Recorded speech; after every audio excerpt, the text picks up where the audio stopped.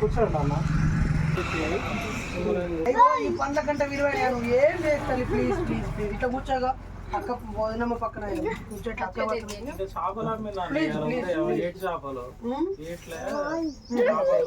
కూర్చో ప్రశాంతం వస్తారని ముందు తెలిసి ఉంటే ఈ రోజు ఇంకా చేపల ఫ్రై అద్భుతంగా ఉంటుంది. ఆమె వంట బాగా చేస్తుంది, వచ్చిన కడుపు నిండా భోజనం పెట్టుకోవాలి.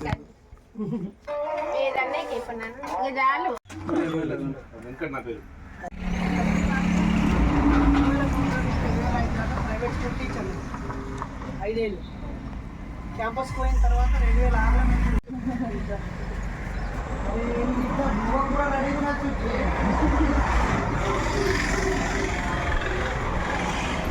క్యాబ్ చేస్తున్నా అనుకున్నా కదా మన ఫామ్ హౌస్ దగ్గర మిత్రులారా, ఈరోజు నాకు చాలా స్పెషల్ డే. ఫస్ట్ పర్సన్ నా లా చదువులో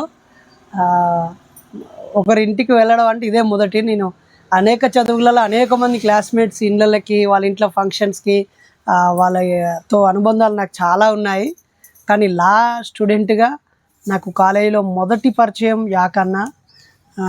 ఆ తర్వాత అన్న అని నోటిండా పిలిచి తన కవిత్వాలతో, తన పదాలతో, తన భాష పట్టుతో మమ్మల్ని ఎప్పుడూ ఆశ్చర్యానికి గురి చేసేవాడు.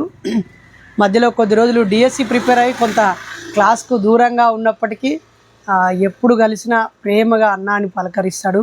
తమ్ముడికి హృదయపూర్వక కృతజ్ఞతలు. వాళ్ళ జీవిత భాగస్వామి శ్యామల చెల్లెలి కూడా పాలిటెక్నిక్ చదివింది, అంతేనా? సో వీళ్ళిద్దరూ అన్యోన్యంగా జీవిస్తూ 2 పిల్లలు. వీళ్ళు ఫ్రూట్స్ బిజినెస్లో ఉన్నారు. వీళ్ళు ఎంతో రాణించాలని, ఆర్థికంగా చాలా సంపన్నులుగా మారి 10 మందికి ఇప్పటికే సహాయక గుణం, ఇంకా ఆ సహాయక గుణం పెరగాలని మనసారా కోరుతూ త్రుటిలో డిఎస్సి మిస్ అయిండు. కానీ అలా మిస్సెస్ తన తోడుగా ఉండి చదివించడం అయితే చెల్లెలు నీకు అభినందించడానికే వచ్చాం. మా ఆవిడ కూడా నాకు బాగా తోడుగా ఉంటుంది. ఈ శ్యామల చెల్లెతో యాకన్నతో మేము జీవితాంతం ఫ్యామిలీ ఫ్రెండ్స్గా ఉంటాము. వాళ్ళ నమ్మకాలు, వాళ్ళ దైవభావము, వాళ్ళ భక్తి మాకేమీ అడ్డు కాదు. మేము ఒక స్నేహబంధము ప్లస్ అన్నతమ్ముల అనుబంధము. అవకాశం ఉంటే మూఢనమ్మకాలు, అన్ని మతాలలో ఉన్న మూఢనమ్మకాలు పోయి సమాజం విజ్ఞానంగా ఉండాలని కోరుతూ, మరి మొదటిసారి వాళ్ళ ఇంటికి వచ్చిన తమ్ముడు ఎలా ఫీల్ అవుతున్నాడో అడిగా. అసలు ఆధునిక సంఘ సంస్కర్త బైర్ నరేష్ అన్న ఇక్కడికి రావడం నాకు చాలా ఆనందంగా ఉంది. అది వదినమ్మతో సతీ సమేతంగా రావడం ఇంకా అసలు ఈరోజు మెమొరబుల్గా నేను గుర్తుంచుకునే రోజు. నాకు స్నేహితులు చాలా తక్కువ, అరుదు. అంటే నా భావజాలం ఉన్న వ్యక్తులు, నాకు తారసపడ్డ వ్యక్తుల్లో అన్న ఒకరు. అంత పరిణితి ఉండడం, సమాజం కోసం పాటుపడాలనే తపన ఉండడం, అన్యాయాన్ని ప్రశ్నించడం, మూఢనమ్మకాల మీద పోరాటం. అప్పుడప్పుడు కాస్త భయం వేస్తుంది, అన్ననే ఏమన్నా ఇంకేమన్నా చేస్తారో అనే బాధ కూడా అప్పుడప్పుడు అనిపిస్తుంది. కానీ అన్నిటికీ వెన్ను చూపకుండా ధైర్యంగా ఉండడం అనేది ఎంతో తెగిస్తేనే, ఎంతో డెడికేషన్ ఉంటేనే కుదురుతుంది. అట్లాంటి అన్నయ్య, అసలు ఆయన సాహచర్యం, స్నేహం దొరకడం, మనం సరే అది హిందూ కానీ ముస్లిం కానీ ఇంకా ఏ ఇతర మతాలలో ఉన్నా మూఢనమ్మకం అనేది అన్నిట్లో ఒక జాడ్యంగా, వ్యాధిగా ఉంది. అలాంటి జాడ్యాన్ని విడిపించుకోవడానికి అన్నతో జత కట్టే వ్యక్తులకు అందులో ముందు వరుసలో నేను కూడా ఉంటాను.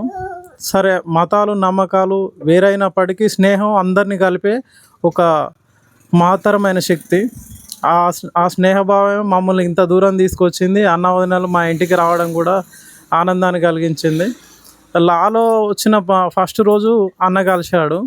అసలు అన్న ఎవరో స్నేహం నాకు తెలియక ముందే వీడియోలు యూట్యూబ్లో చూసుకుంటా గంటలు తరబడి చూసేవాడిని. అన్న చెప్పే మాటల్ని, ప్రశ్నించే స్వభావాన్ని చాలా ఎంత హేతుబద్ధంగా ఉండేదంటే ఎదుటి వ్యక్తి ఇంకా మాట్లాడడానికి నోట్లో నీళ్లు నమలేవాళ్ళు, అలా ఉండేది. అంత పిహెచ్డి చేసిన విద్వత్త అంటే ఇట్లనే ఉంటుంది కావచ్చు. ఒకానొక దశలో నేను ఈ ఉద్యోగ వేటలో వెళ్తున్నా కానీ ఈ సమాజపరంగా నేనెందుకు ప్రశ్నించొద్దు, అన్నని ఆదర్శంగా తీసుకొని ఎందుకు ముందుకు నడవద్దు అని నన్ను ఎప్పటికీ కలిచివేస్తూ ఉండేది. ఈరోజు అసలు అన్న రావడం అయితే చాలా చాలా ఆనందంగా ఉంది. వీలైనంత మేరకు నేను కూడా ఈ అన్న బాటలనే నడుస్తా, అది కలం బాటలో.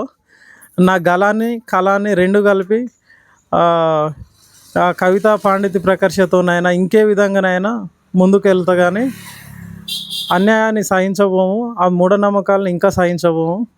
అందులో మాత్రం అన్నకు చేయూతగా ఎప్పుడు ఉంటాను. ఇది నా హృదయపూర్వకంగా చెప్తున్నాను. వారు వచ్చినందుకు ధన్యవాదాలు.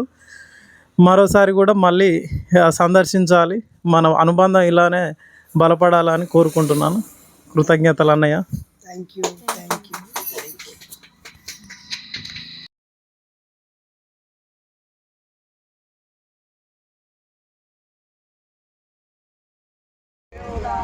Long leave జయరాజన్న.